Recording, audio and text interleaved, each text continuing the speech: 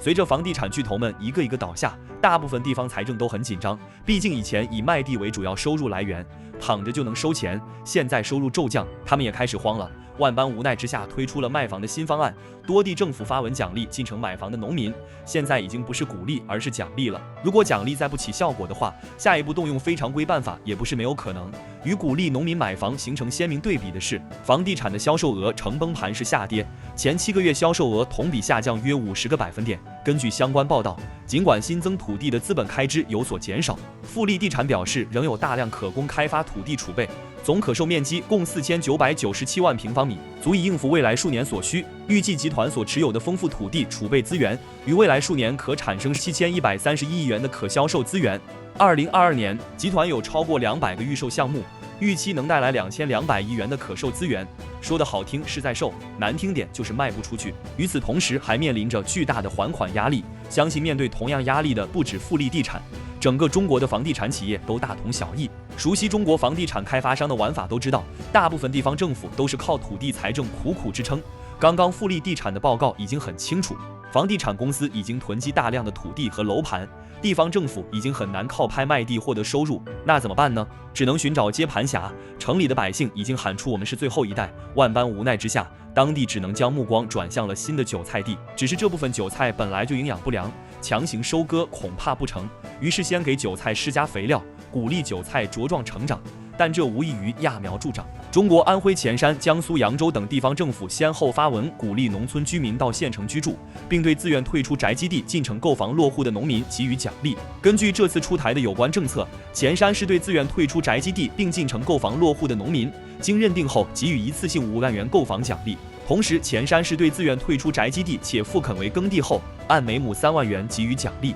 住在国内的朋友都知道，大部分农民的生活都非常艰难。其中最难的是养老和看病问题，基本上一场大病就得倾家荡产。现在经济下行趋势难以扭转，否则他们不会把镰刀伸向营养不良的韭菜。为了让韭菜尽快成长，以便完成一波收割，地方政府已经给出极具诱惑力的奖励。江苏省扬州市宝应县农村居民在县市规划区范围内购买新建商品房，不包含二手房，并自愿退出合法宅基地，并配合拆除宅基地上房屋及相关建筑物的，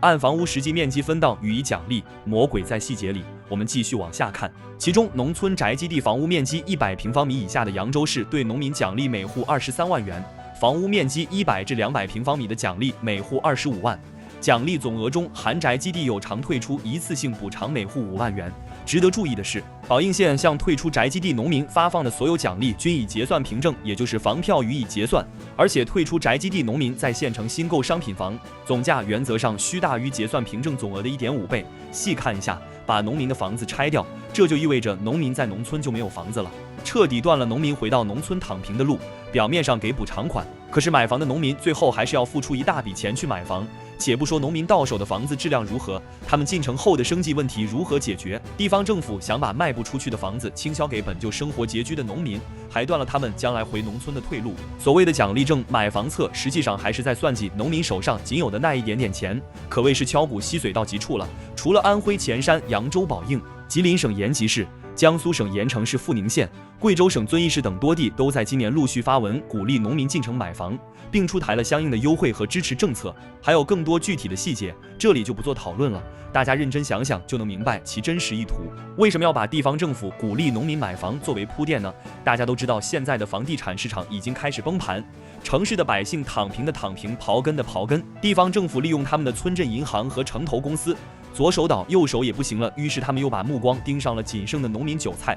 由此可见，顶层根本无力解决地方政府财政问题。在这样的背景下，中国5家国企退出美国股市，开始全面脱钩，以后应该是要大力搞内循环了。但是如今只见物价涨，百姓失业的失业，降薪的降薪，根本没有能力去消费。事实上，只要肯花大力气解决中国老百姓的2大心病，也就是在最大限度避免浪费的条件下实行免费医疗和养老，实际上，以现有人类创造财富的能力，基本上可以让全世界的人过上富足快乐的生活，但大多数财富却集中在了少数寡头手里，而且这群人还想成为人类的上帝。一群人生活在酒池肉林中，另一群人生活在水深火热中。只有在实行免费医疗和养老的同时，加以高额的遗产税作为补充，这样老百姓既没后顾之忧，也不会大量存钱了。事实上呢，老百姓存钱的目的不过就是为了养老和看病，比较富裕的还想给儿孙留下点遗产。如果把这几个问题都解决，谁愿意做守财奴呢？